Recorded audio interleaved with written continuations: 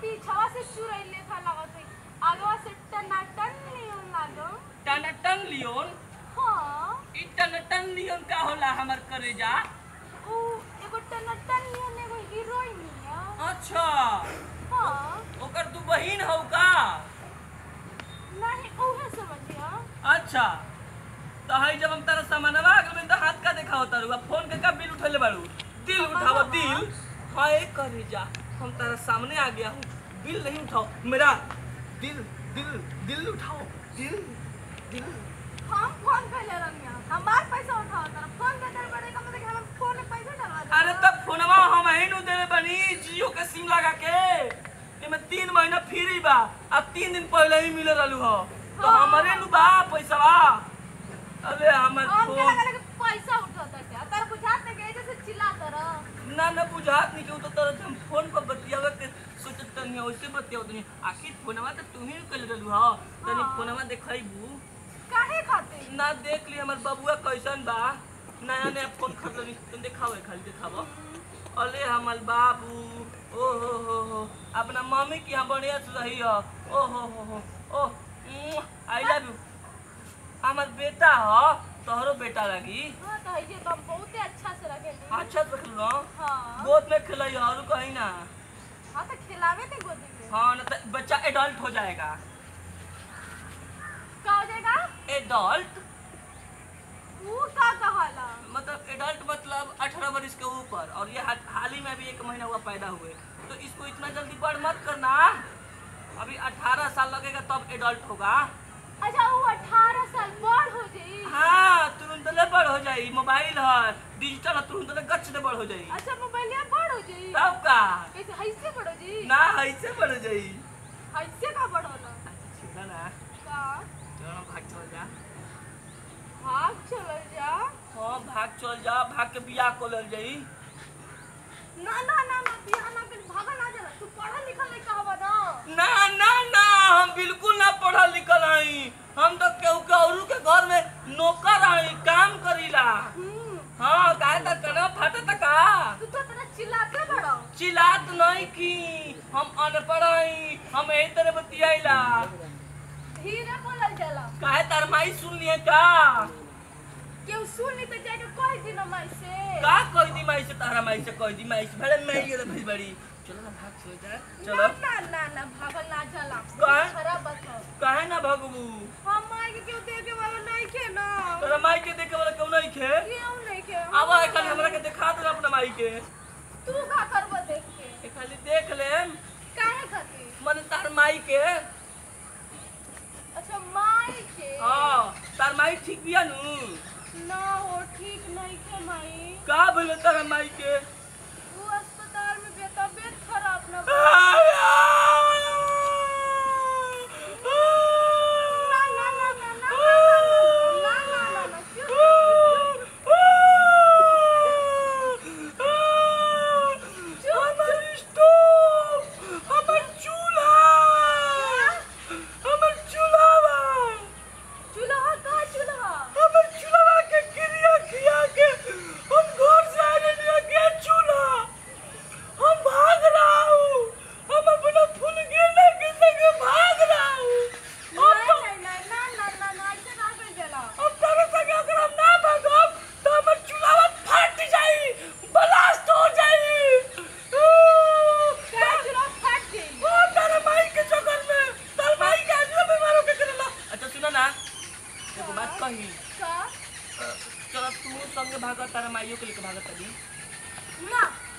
ना मतलब गलत मत समझा।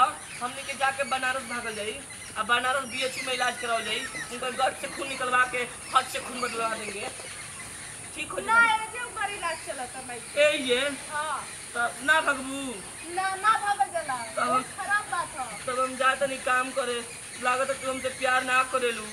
ना हो करेलू कितना करेलू? हेता ना करेलू। 2 बीघा ना उससे ज्यादा। कितना? 3 बीघा उससे ज्यादा। कितना? उससे ज्यादा कितना प्यार करेलू? जितना तार मालिक के जमीनिया बा पुदीनवा वाला। हाँ हाँ हाँ पुदीनवा नहीं के रहरो बोले बड़न तो उतना करेली। उतना करे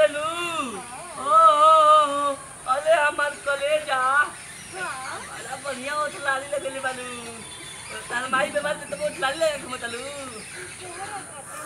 ओहो हे भगवान हे डी बाबा का भाग निकल तू ओहो तारा के हम दोसर एगो हाथी गिफ्ट दे सूढ़ लगा के दोसर हाथी पर बैठी हो ए करे जा हां हम तरह से बहुत प्यार करीला मुचो काहे तो भड़कता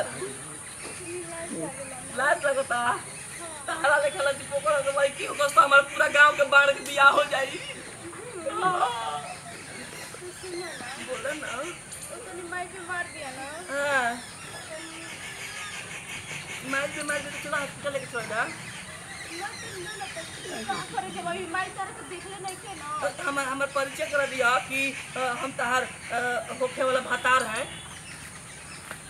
अभी ना बाद में माई जब ठीक हो जी तब माई ठीक होई तब हां तो का कहतलू तो तनी पैसा दे दे पैसा चलो डॉक्टर चिरकली के से दवाई दिया दी अरे दिया ना अस्पताल में देखे जाए के बा अस्पताल में देखे जाए के बा आगे तक पैसा ना ले रहा ले आई गनी हो तो देता नहीं दुका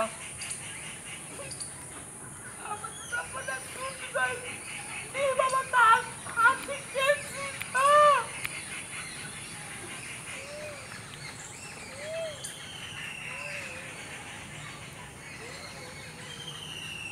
ए कोरे जा बोला हाय पैसा लो अपन माई के रो 5 स्टार हॉस्पिटल में ले जाके इलाज कराई हो 5 स्टार एगो बेड पे उनका के मत सुताई हो उनका के दूगो बेड पे सुताई हो उनका कोनो दिक्कत ना होके के चाहे 100 के दूगो नोट ले जा लो ये तना में ना होई हो इतना में ना होई ना हमरे पे न तो नहीं बा तारी पैसा ले रहा भागे खाती तो इतना में बनारस ना चल जी ना ये जे इलाज करो तो बा लागत माई त ढेर सीरियस बड़ी का हां एक करे जा बोला 10 गो रुपए दी 10 गो में इलाज होला एगो इंजेक्शन तो लगिए जाई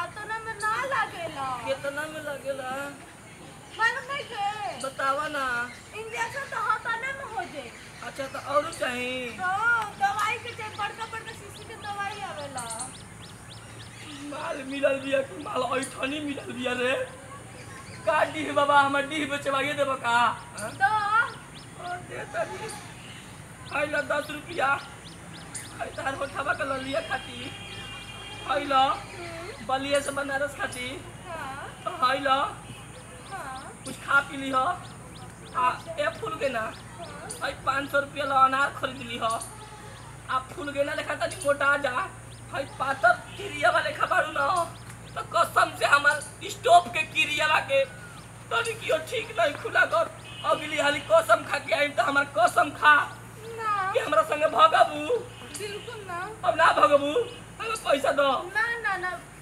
ओ माई सब तारे बारे में बता दे का बताइबू भागल लगी तो भी बियाह कर दी हम क्या करलू हां हो एक करे जा बोला भाई गलिया देखत तरू हां देखो तनी गलिया पोबरी के बेलर ना हां ओई तर दाना एगो बात है शादी के बाद देबू हां एक खाली दे दो ना हमार हृदय जुड़ा जाई हम अपन डी बाबा से कोनो शिकायत हम ना रही दे दो एगो दे दो जैसे दे लो गोबरी का तना बढ़िया से दे लो दे दो ना लगता है अरे ना हो दे दो ना दे दो दे दो दे दो कहे नाचा करो नाचत नहीं की बेचैनी होता दे दो जल्दी दे दो जाई हम दे दो मालिकरवा खोजत हो दे दो ए डी बाबा भगवान हर बाण कैसने मेहरारू दो एकदम पार हो जाई हो ओ हो